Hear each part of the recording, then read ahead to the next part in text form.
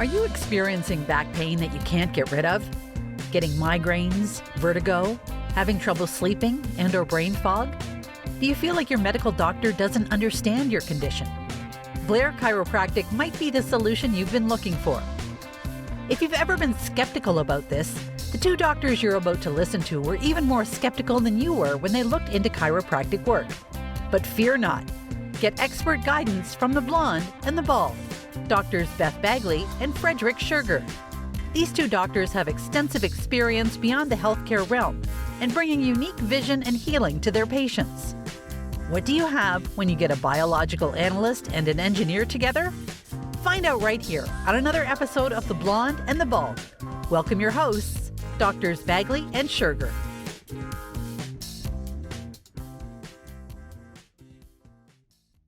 Welcome, Dr. Bagley. How are you doing this evening? I'm doing fabulous. How are you doing? I am doing excellent, folks. Welcome to The Blonde and the Bald. We're getting back to it. There might have been an intermittent break because of snow and other stuff going on in our lives. It's a little icy. It is a little icy. It's been cold. It's warmed up today. It did. It was wonderful. We saw the sun, and I love seeing the sun. I had 2 days in a row of sun. Nice. We had practically a heat wave this week. I decided not to wear shoes today. Now we're talking about feet. We talked about that the other day. We don't go into feet on this podcast. This is not the feet podcast. That's a whole different channel. Except for everyone who knows me knows that I just rather not wear shoes, because then I got to show you how to do half of the exercises and therapies that I want you to do on your own, that I got to take my shoes off to do anyways. So it's easier. That's true. So if you do go see Dr. Schurger and he doesn't have shoes on, yes, he's weird, but he's also doing it for a good reason. Exactly. There's a practical purpose to it. And it helps me with my adjustments, in my personal opinion. But you also won't see Dr. Bagley in a pair of heels.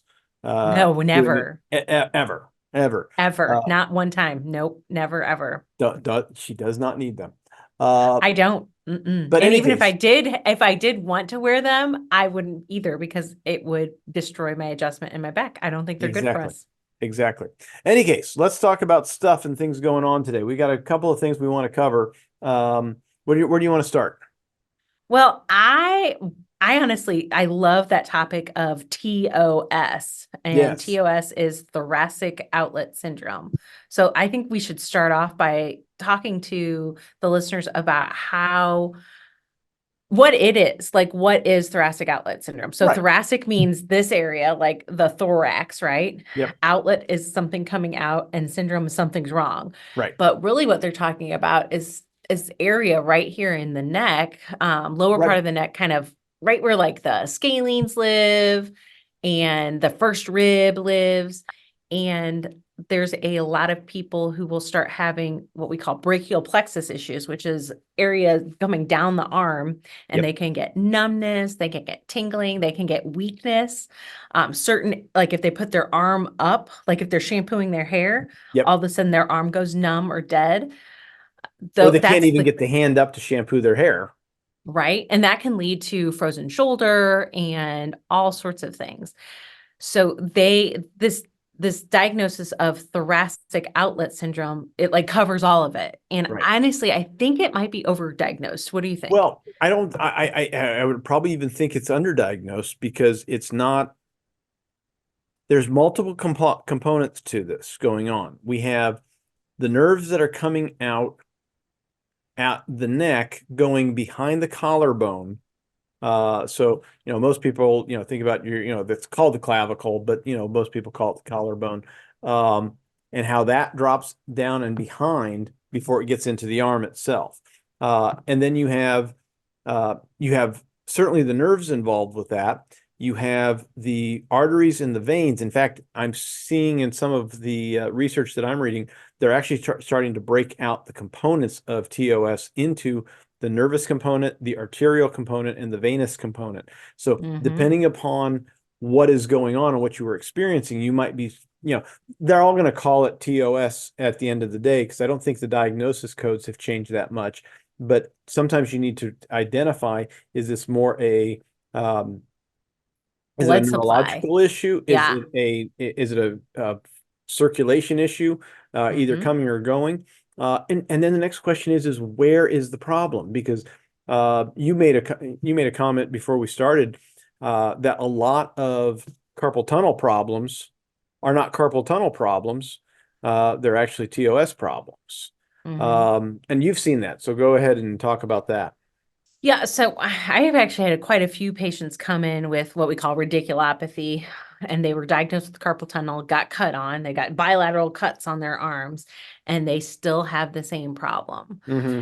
And those people, I believe, were misdiagnosed or diagnosed with carpal tunnel, but they also had what we call double crush. Right. And it could be an aspect of thoracic outlet syndrome, but it also could be outlet of the neck syndrome. So like Right. if we're coming from the like C4, C5, C6 area, and if there are misalignments, impingements happening in the neck, and yeah, the symptoms might be in your hand or arm, but if we don't look all the way up to where Right. it starts from, we're missing a whole big problem. Right. So Because it could be before you any get a cut, yeah, go ahead.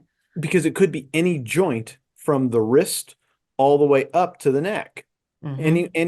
Or any combination of those. It might not be even one area that is more problematic than another. And when we Yeah. start saying, "Hey, where's the problem?" You know, sometimes you got to look at the entire path to figure out where it was. Back in my engineering days, it was not uncommon for us to see a problem on one part of the line that was operating exactly as it was supposed to, but yet something upstream or even downstream, oddly enough, was causing trouble. That was causing that one spot to have a little bit of a hiccup because the signal, as it were, or the oscillation frequency of how that part was supposed to work wasn't working in sync with everything else before or behind. So Hmm. it's always interesting to take that thought and say, all right, is there something else that is involved here that can solve the problem before we need surgery? Because surgery is Permanent. expensive, it's permanent, and it may not solve the problem if it is not where the problem is. Yeah, and I'm not saying carpal tunnel surgery doesn't work. It Right. absolutely does work for some people if that is the problem. But my opinion is we always should start with the least invasive Agreed. procedure first. Yes. And maybe the least invasive, maybe it's icing. Maybe Yeah. that's the first thing you do, or stretching. But it should be starting with that and maybe Hmm. a low inflammatory diet, going to chiropractic because we need to check to see what's happening. If there's a problem in the neck or the shoulder, we pretty much can figure that out.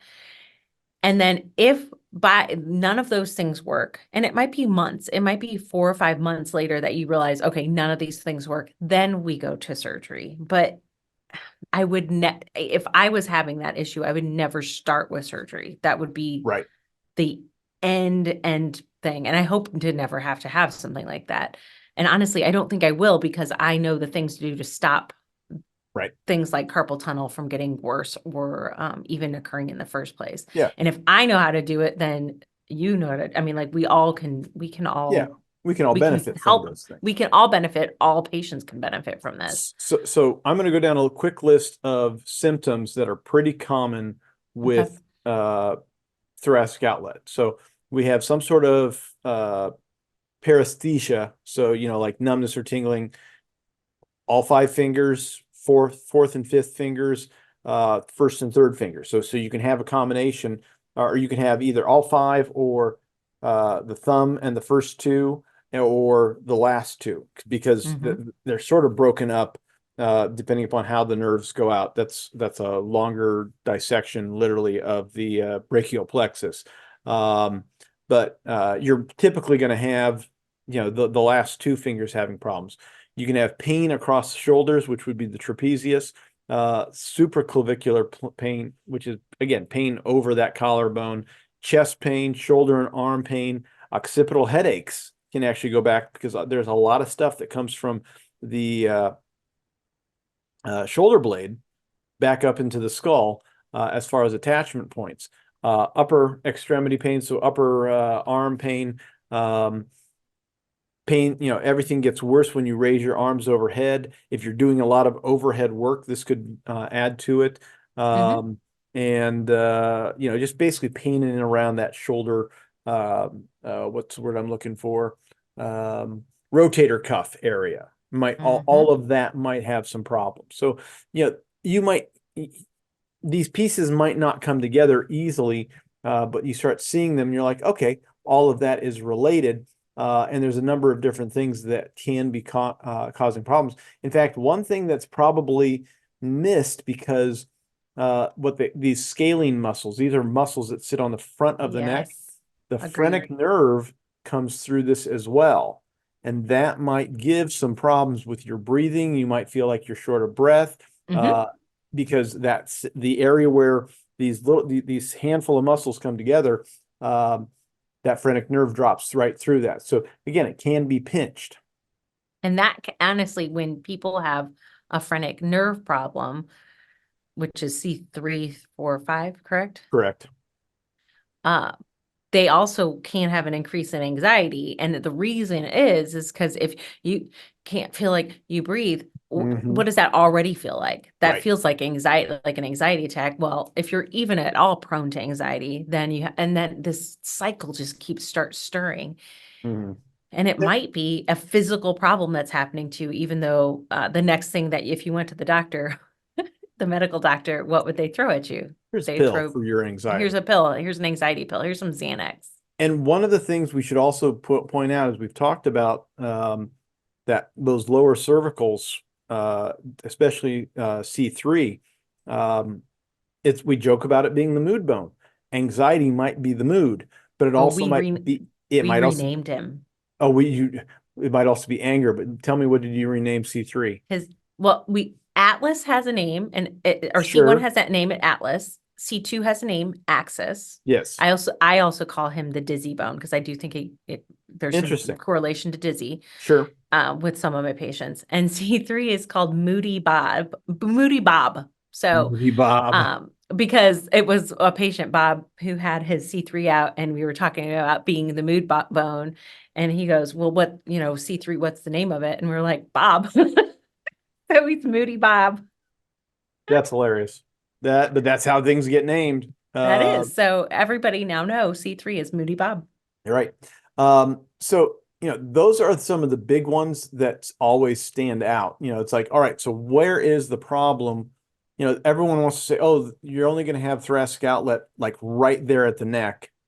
But one of the things that I think people miss, and you might not even notice that you have a low-level thoracic outlet problem until it's been there for a very long time, is when you lose your posture and everything just cramps down behind that clavicle and starts causing pressure on all of those structures, on that brachial plexus, on the artery and the vein coming back. So if we lose our posture, we're going to have more problems with our arms in general.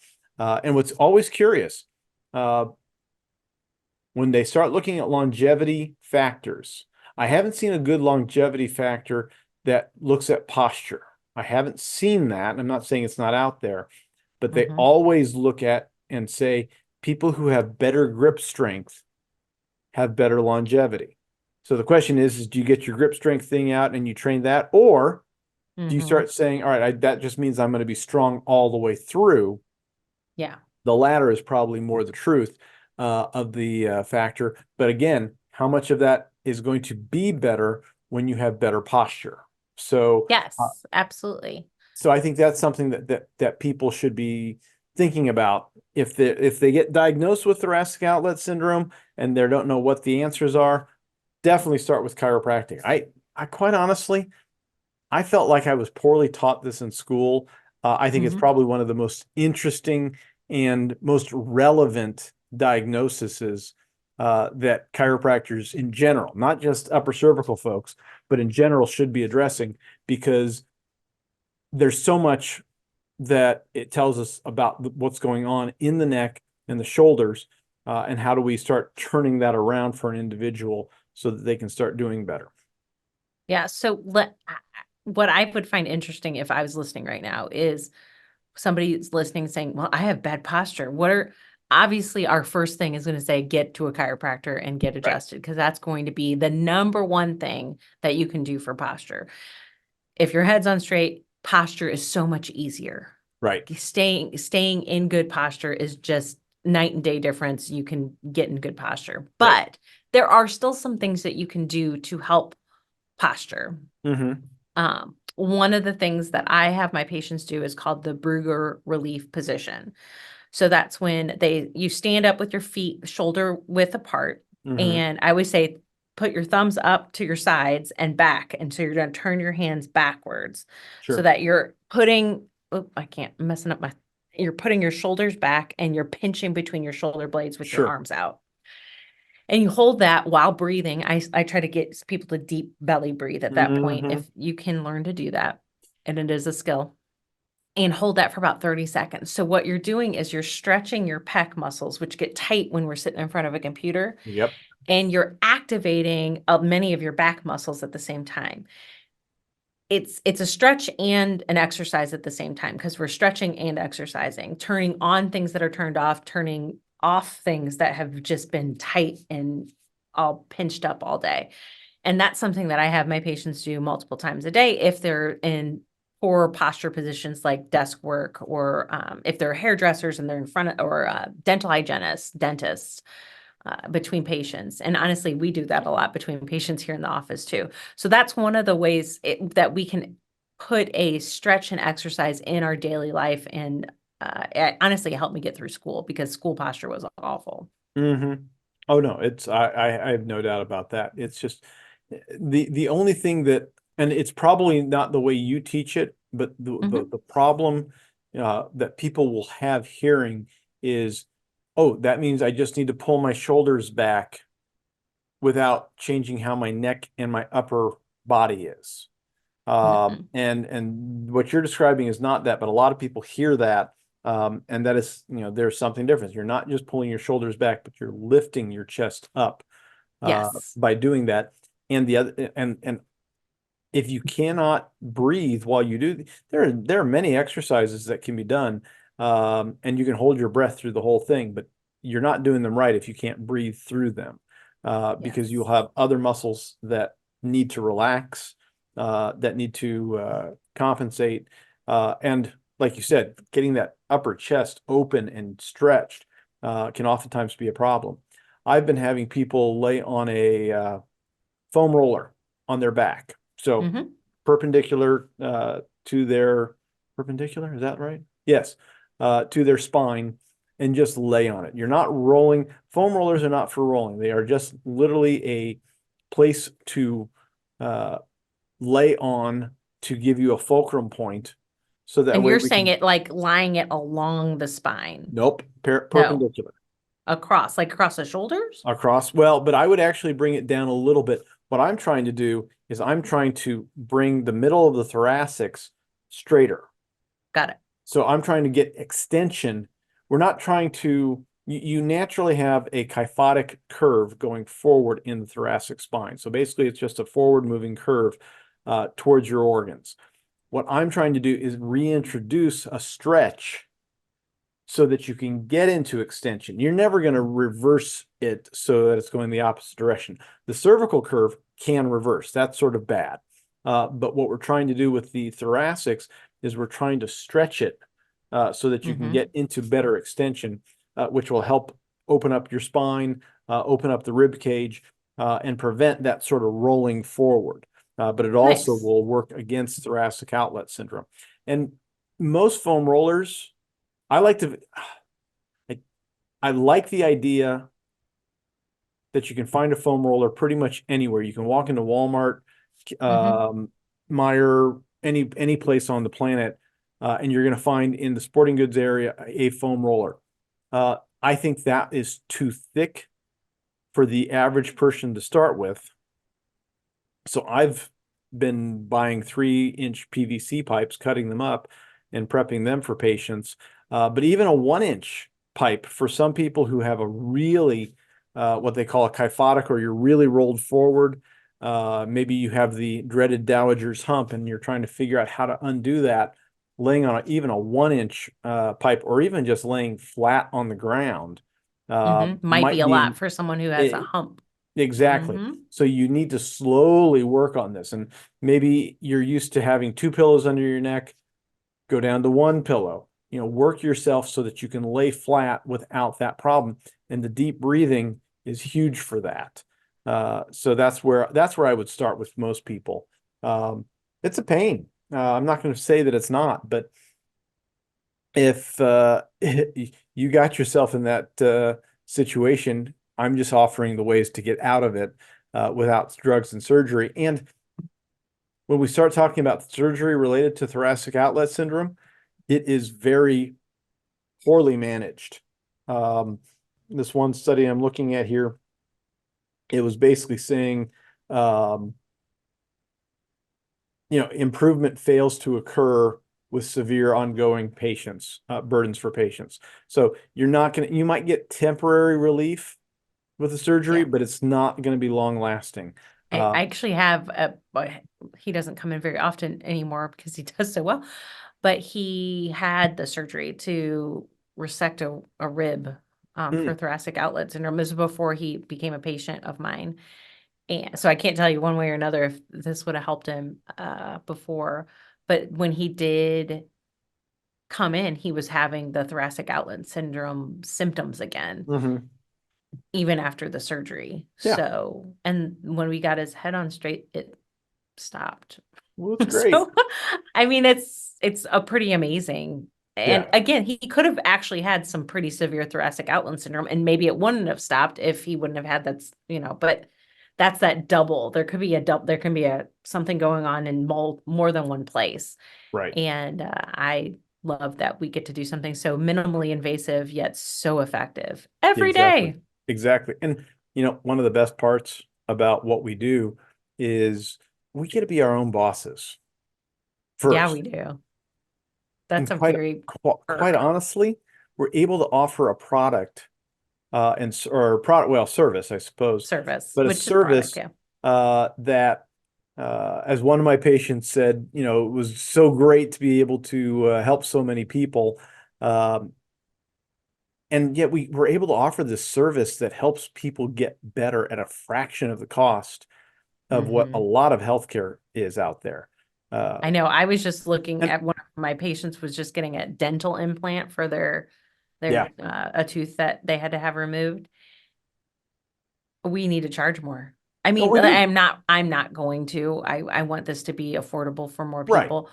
But once I see the prices they're paying for just one thing, right? One tooth that doesn't have there's no nerves going to that tooth. It does, you can see it. Yeah. So I get why people don't want a hole in their smile.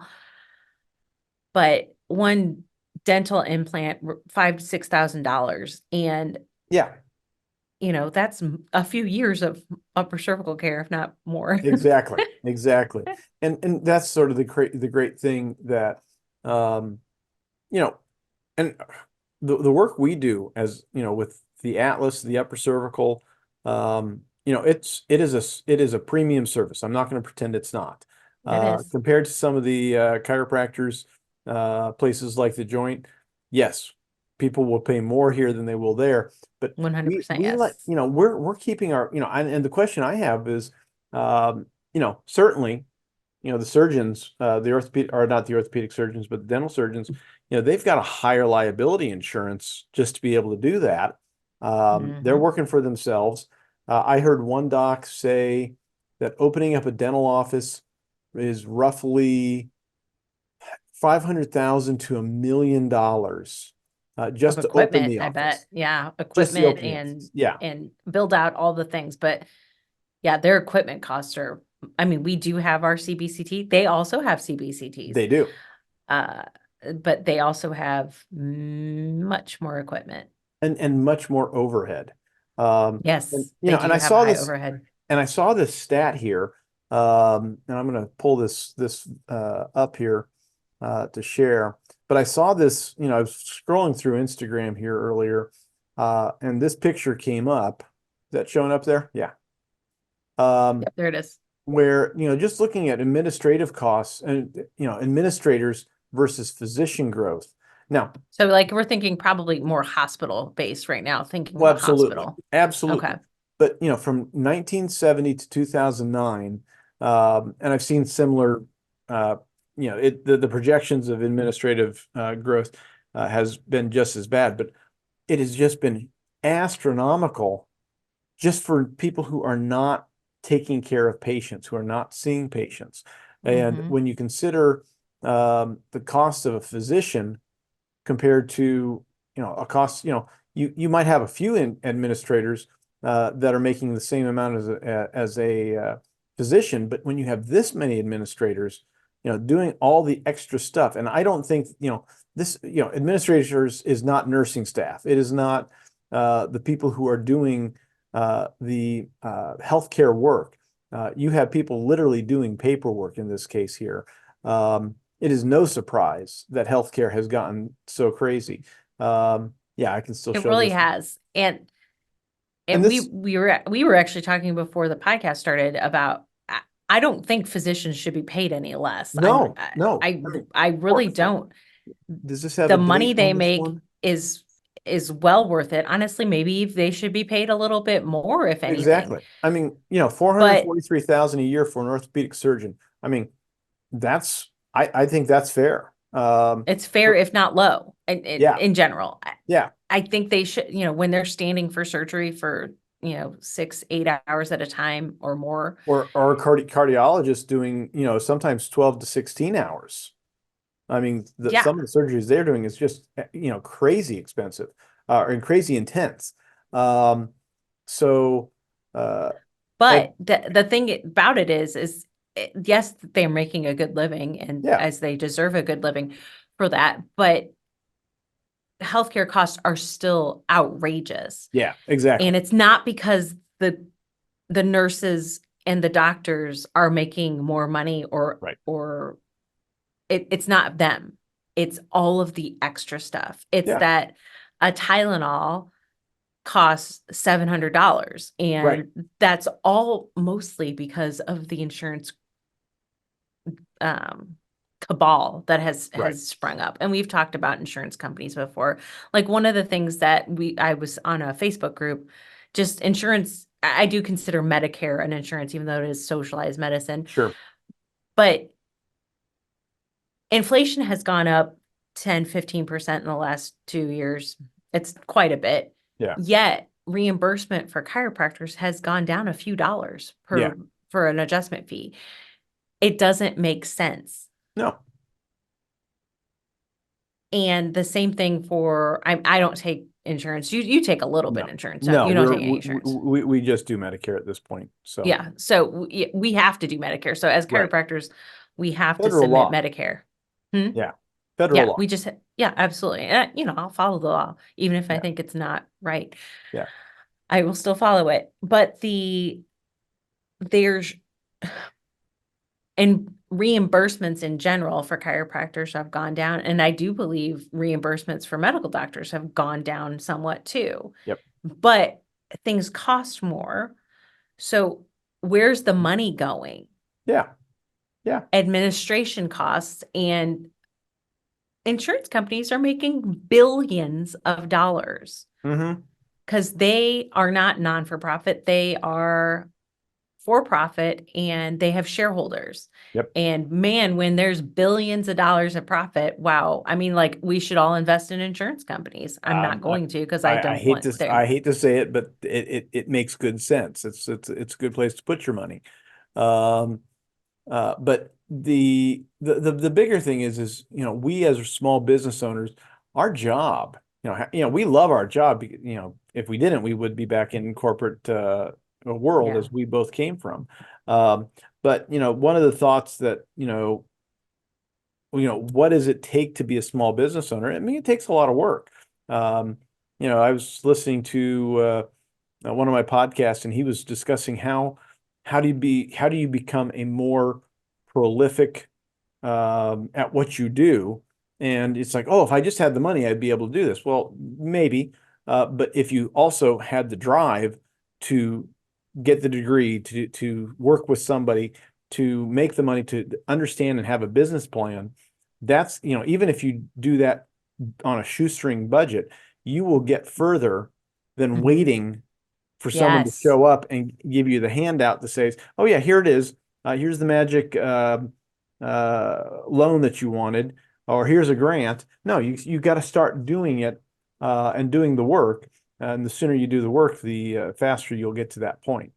I wholeheartedly think you're correct. If you sit around and wait for the perfect time or the perfect place or perfect anything, you're not going to find it. Just jump in. And if you want to start a business, jump in and do it. Yes, you're going to make mistakes, and those mistakes are going to be expensive. Mm-hmm. And they are. That's the risk, but the rewards are great. If you have a passion for what you do, which both of us do, you will be successful. Now, there's good days and bad days. The good, the bad, and the ugly. And the good is I'm on my own boss. The Yep. bad is if I want to take a vacation, I'm my own boss. Exactly. So currently, I do have an associate, Dr. Ladd, who is licensed in the state of Missouri. Woo-hoo! Awesome. So if I wanted to take a vacation, at least right now, she could tend to my patients. Yep. I don't really want to take a vacation right now, but if I did want to, I could. But like right now, you don't have an associate. So if you Nope. took a vacation, you took a week off, nobody sees your patients. Do you still have to pay rent? I still have to pay rent, They don't have to power, pay rent. heat. Yeah, all of the things. So not only does a small business owner who's a solo practitioner have to take the time off, not see patients, so you're not bringing any income in that week or 2 weeks or whatever you want to do. Mm-hmm. You have to pay all the bills. If you have employees, you still have to pay them. Yep. And you have to pay for your actual vacation. Yeah. So, Amazing how that so works. you get double hit. So what some people call that is the golden handcuffs, is that yes, you have this beautiful life that you've built with all of these wonderful, you've helped so many people, but you're handcuffed to your practice. Oh, absolutely.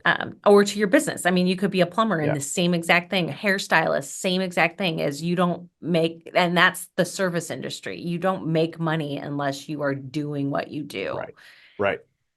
So I think the good, though, is that when you're passionate about what you do, you want to mentor other people to do it. Mhm. And that's one thing I know you've done in the past and I'm currently doing. And I love that. I love teaching young, either chiropractic intern fledgling chiropractors or new doctors how to run a business, how to talk to a new patient, how to be a doctor. Mhm. And you learn a lot of that in school, but you don't learn a lot of that in school. Oh, no, You you learn how to don't. pass your boards in school. Yeah, I unfortunately, hope. that I is hope you do. definitely, that's definitely the case. In So fact, I I was think talking, the good is that I get to choose who I work with. I get to choose who I employ. So being a small business owner is, and I get to make my team happen. And right. if my team is not good, I get to change that myself, or I always look back at myself as if I have something going wrong, it's me. And we were just singing the song, Taylor Swift, it's me. I'm the problem. It's me. Yeah. And I think any leader, if you're a good leader in your organization, when there is a problem, the first thing you want to do is look back. And Right. if that's me in the mirror, I'm saying, okay. And it could be that I made a poor hire. It could be that I didn't train this person effectively. It could be that I didn't make myself clear. But any of those things, I'm taking responsibility for it because the buck stops here, right? Mhm. If you had to do things like if you were starting a new practice today, Sure. and knowing what you know now, what would Mhm. you do differently that you didn't do in the beginning? Um, I'd probably change up my layout of my office. I had a really, I tried to keep my build simple when I moved into this location. Um, and what was nice about it is it sort of had the rooms laid out the way I wanted to. I needed a wall put up. I needed a couple of walls I needed another wall opened up, but I made sure that it wasn't over the top changes. So looking back, if somebody's listening to that and saying, I'm starting an office or I'm starting Right. a business, where would you tell them to get, see, a lot of that stuff you learn by doing, Well, right? and one of the things that I would have done differently, for me, especially coming from the corporate world, you live in a corporate world as an engineer, especially, you're like, all right, the big pie in the sky goal is to get that corner office with the great view. Well, I've got a corner office with a great view. You do have a great view. You got It's just windows that are it's just just wonderful. it's just pretty back there. Hmm. I've had ducks outside the one window on and off for several years. Some days they come back and they haven't been there in a couple of years. But any case, but the room for what I need for an adjusting area is too big. I utilize all the space, but Mhm. because I have the space, I'm going to utilize it. I would recommend to any new doc starting off, figure out find people who know how to do patient flow, which basically aspires to how long does it take a patient to get into your room and then get out? We're in the middle of winter and everyone's got their coats and their jackets, and everyone brings their coats and their jackets and their stuff. So what I figured out, That does take time. it does take I time. 100% agree. So one of the things that I would do differently, and I sort of have it now, but I have two adjusting rooms. For the longest time, I only had the one adjusting room, and the other room was a consult room, and that's all it was. It just didn't have anything else. I got rid of my consult room, combined my consult space with my imaging space, which is a little crowded with both Mhm. X-ray systems in there. Um, but I have both of those space, I have I've changed the spaces up. I've changed sort of how I do my process. But I would definitely start with at least two adjusting rooms. And I would have a third space, maybe even a fourth space set up for um, other professionals. Maybe both those spaces could be occupied by a massage therapist, or one of the massage therapists and another one just being someone who does functional nutrition. Um, just give them a space where they can do their work. And then they just, third party independent contractors, that then They just, pay rent. they Yeah, pay they pay rent. rent for your space. They pay rent. Yeah, I think if I was thinking about my office again, well, this is my second location, so I Mhm. did get to do it once already. Right. But few things I would choose about location is I would not be near restaurants Oh my ever goodness. again. It I'm smells next, so good, except bad for when they too. smoke. Well, we had, I guess the restaurant next door had like a grease fire or something. So for a whole Oh week, we had the smell no. of burnt food in the office. So don't be near restaurants. Like Yeah.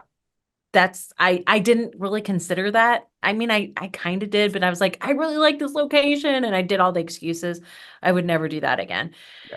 And I'm a big fan of open adjusting areas.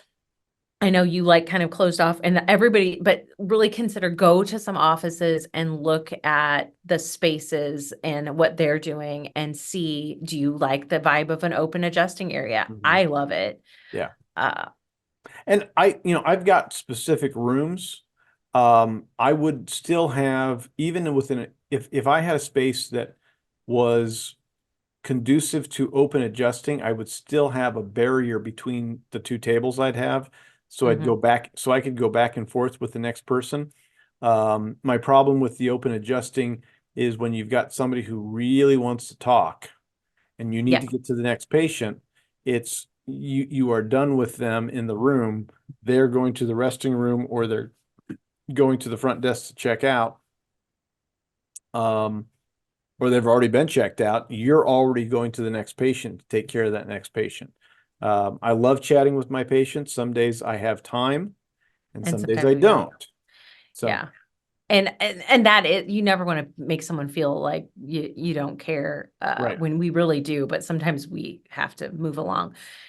And Yeah. sometimes you just got to tell somebody, it's like, hey, I have to get to here. I have to get to there. Love to chat another time. We'll pick up on this. Yeah. And if if it's something that is clinically valuable, but you really don't have time to say, I want to set this aside. I do not want to rush this conversation. Right. Let's go up front and set up a time for a consultation. I won't charge you extra for it. So we can just sit Yeah. down and have that conversation. So, and then finding a time that works, because that, first of all, they'll feel really good about it. But second of all, yeah.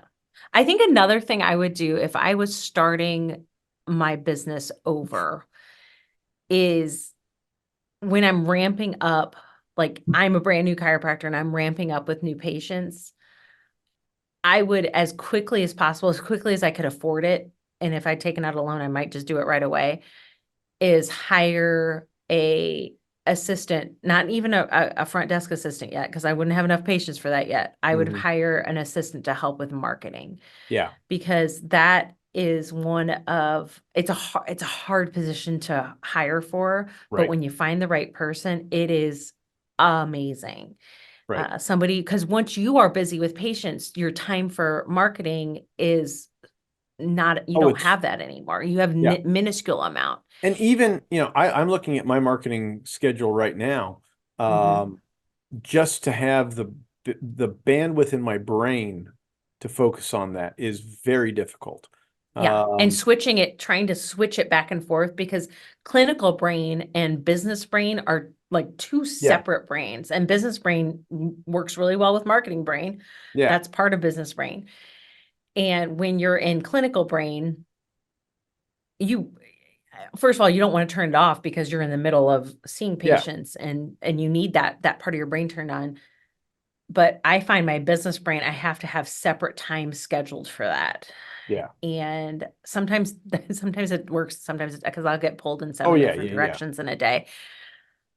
But if you're just starting off, schedule your marketing time, schedule your business time, and make that no patient time. And then later on, when you have to fill that in with patient care hours, you can hire someone to continue that. Yep. And then your marketing won't fall off. And for the patients who are listening to this and they're like, Doc, this is boring. We don't want to listen to this.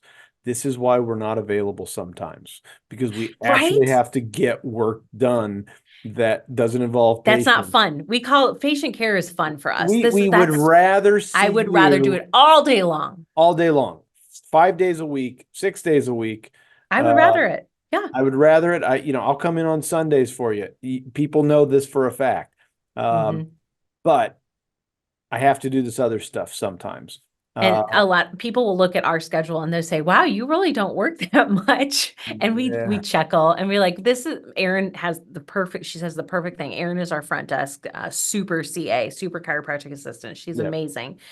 She says, oh, that's the time the doctor sees patients, but we're in the office a lot more than that. Yeah. So, and it's so true. We are doing meetings like Thursdays. I'm here from sun up to way past sundown. Yeah.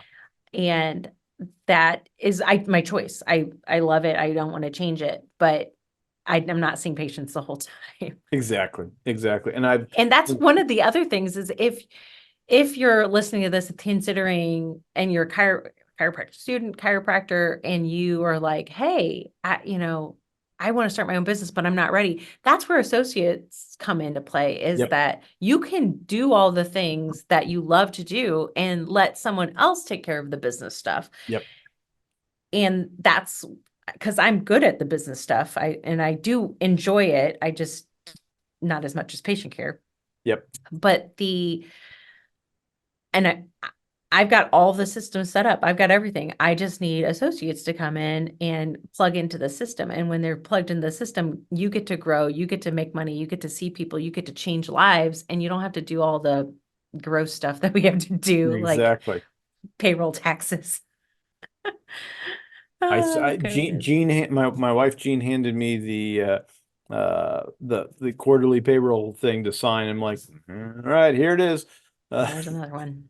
I know. I fortunately, I know what I'm good at and what I'm not good at. And one Yeah. of the things I'm not good at is bookkeeping. So I do hire a bookkeeper Oh, to do that for me. that just makes good sense. And we've got an accountant that basically takes a look at everything at the end of the quarterly, just to make sure everything's where it's supposed to be. And we paid the tax man their due. And anyways, that's Yeah, and it's all part of business, but I do think that it's a really good point is yeah. why aren't you open 40 hours a week? Well, Yeah. we work 40 hours a week. We're just not open 40 hours a week. Don't tell them we work 40 hours a week. It's 60. It's easy 60. In the beginning it was. I don't Yeah. I can honestly say I don't work 60 hours a No, week anymore. it's a little bit less, but But there are I definitely put 40 hours a week in. there are plenty of weeks where it's 60 or 80. Can be. Yeah, and it's just like, all right, I got to keep on going and plug and plug and plug and plug and plug.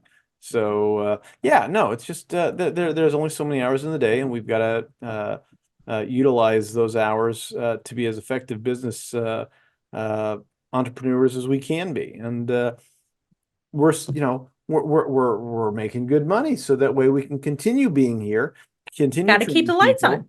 on. Yeah. And quite honestly, if we didn't, there is satisfaction doing this work. Mhm. But at the end of the day, satisfaction does not pay the bills. And No. it's there's nothing wrong with that. And that's a capitalist society, and I'm okay with that. But the point being is if it wasn't satisfying and we didn't make some money at it, we couldn't do it. We just couldn't. It's just not practical. No. And Your if you husband Jason would love to paint miniature figurines all day long. That is satisfying for him. I know that for a fact. All yeah, those and Warhammer. he'd like to play the games like Warhammer and He likes stuff to just all the play the time. games at all. I don't think he's got the time to do that either. But He does sometimes, but yeah. But the point being is, that's like he'd love to do that, but yeah, that doesn't pay the bills. no, it really doesn't. It doesn't, unfortunately. So It doesn't pay the bills. And last thing I wanted to say about the difference, that chart you put up, that was the administration costs. yeah, When even 15, 20 years ago, when we started practicing, there were still some medical doctors that existed outside of medical conglomerates. There were some that, saw patients out of a little office like we have, right? mm-hmm. And I don't think I see those much anymore, except for what we call the boutique practices. Right. And I think they're And coming back. Yes. And why boutique practices work, which is what you do is a lot of them, you pay a yearly fee. Yep. And they have a cap of how many patients they have on their Right. yearly fee. So they might only see 200 or 300 patients total Yep. in their practice. And everybody pays $2,000 or whatever it ends up Yep. being. Right. So Yep. then guess what happens is they have cut out the administrative fees. Yep. Because they're not working with insurance companies. Yep. And that's where a lot of I think we can consider our chiropractic offices kind of like boutique practices, as we have also cut out insurance in general. I do give people super bills, which allow them to turn stuff into their insurance company and get reimbursement. Yep.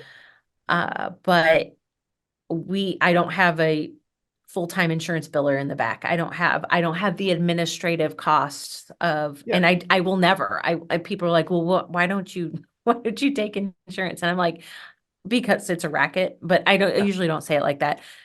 They don't allow us to treat our patients like they deserve to be treated. And they might say, well, you get 6 visits, and if they're not better by then, or you don't get any more. I'm like, I'm not going to play that game. No. You're going to get what you need. And I'm going to tell you exactly what you need. And I'm going to tell you what's working, what's not working. Well, and I'll use a great example. I've got a couple that have been coming in. Actually, I've got 2 couples coming in. They're both sort of seeing, both couples are seeing great results. The one, was she out this morning? No, they were both holding, but she was out on Monday. And she was, she's needed to be adjusted more than her husband, and her husband's doing pretty good. So he started about a week later than her, and he would have a couple more visits at twice a week, but he's doing so good. I don't need to see him twice a week. So I said, hey, Yep. you guys, they're driving far enough. They can come in once a week.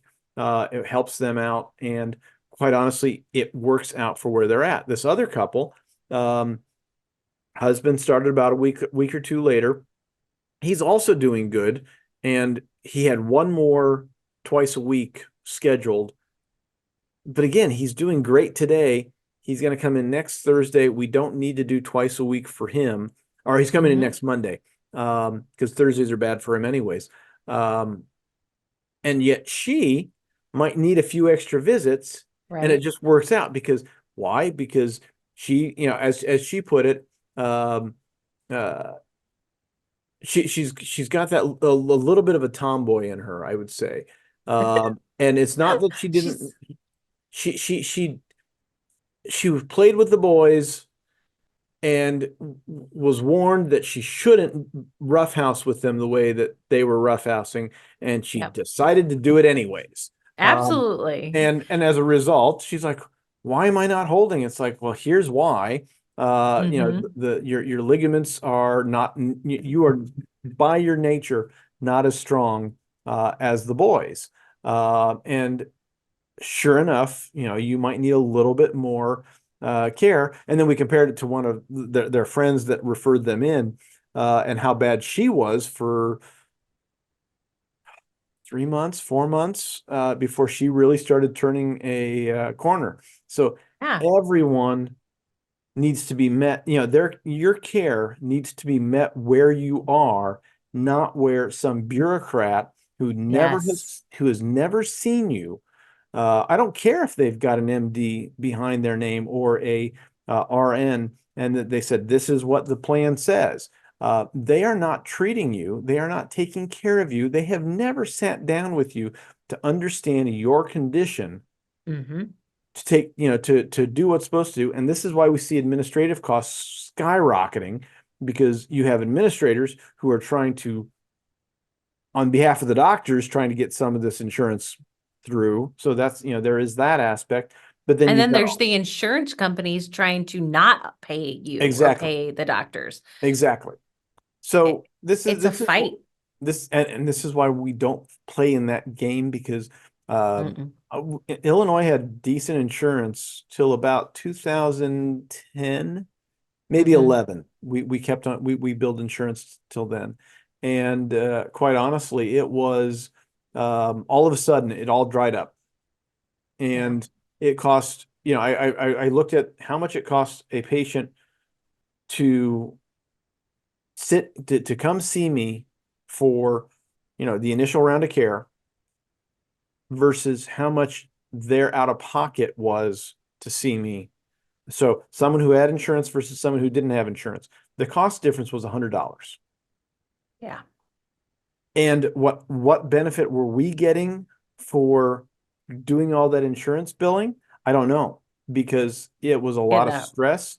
a ton of stress. Insurance people who bill insurance, they burn out of that job very Yes, they fast. do. Yeah, it's awful.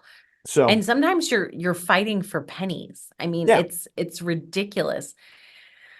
It's not worth it. Our healthcare system is broken. We've talked about it before. We're not going to solve it on this podcast no, today, but what I can tell you is when a doctor, chiropractor, medical doctor, dentist tells you that it's going to cost so much, just realize there's other things built into that we yeah, have to, most of us aren't trying to gouge you. yeah, There might be some.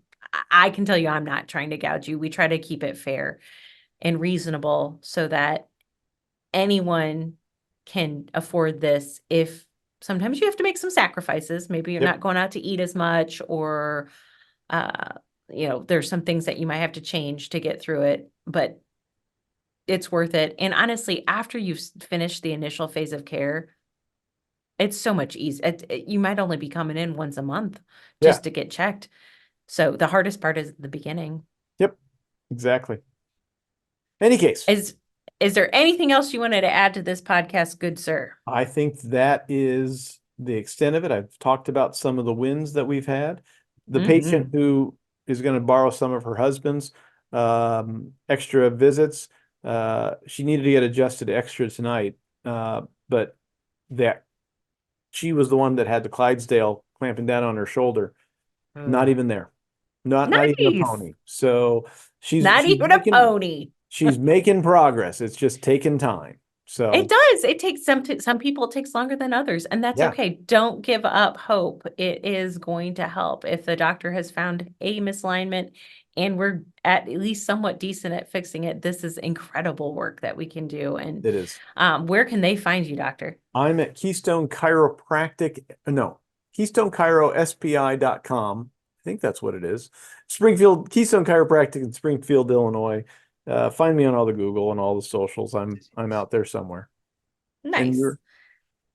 And I'm on, I can find me at all things. My web address is precisionchiropracticstl.com. I am in the western part of St. Louis County, and you can find me on TikTok. I'm going to give my TikTok one. It's like, oh my goodness. At Dr. Beth Bagley, or let me just make sure. I'm going to say it real quick. Dr. Beth, BTH Bagley, Bagley, at Dr. Beth Bagley on TikTok. Because I'm going to try to post more on TikTok, y'all. I'm going to do it. We'll see what happens, but we're not going to get the heat button from them. I'm almost confident. They're like, chiropractic, that's not acupuncture. Oh my gosh. Well, you have a good night, sir. You too. Folks, we'll see you. We'll be back in in about a week, hopefully. Yes, right. Next week. I'll be here. All right.